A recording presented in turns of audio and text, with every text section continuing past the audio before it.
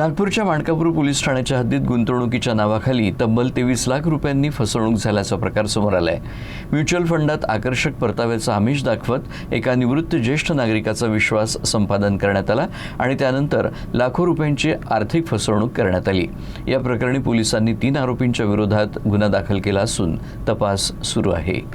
पद्मावती नगर परिसरात राहणाऱ्या 69 वर्षीय निवृत्त व्यक्तीनं माणकापूर पोलिसात तक्रार दाखल केली आहे। तक्रारीनुसार समीर इक्बाल पांडे हा त्यांच्या कुटुंबियांच्या बँक खात्याशी संबंधित व्यवहार सांभाळत होता आणि त्याचं घरात नियमित येणं जाणं होतं। या ओळखीचा फायदा घेत आरोपीनं विविध गुंतवणूक योजना आणि म्युच्युअल फंडातून चांगला परतावा मिळवून देण्याचं आमिष दाखवलं। त्यानंतर गुंतवणूक केल्याचा दावा करत आरोपीनं आपल्या साथीदार अंकित इंगळे आणि सुलताना समीर इक्बाल पांडे यांच्या मदतीनं बनावट विवरणपत्र आणि कागदपत्रही सादर केल्याचा आरोप आहे।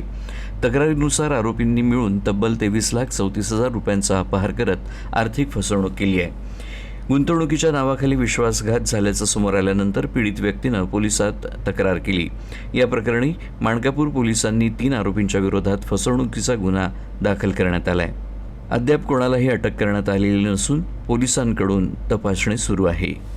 भगवंत विठ्ठल मामुनी हे सेवानिवृत्त आहेत। त्यांना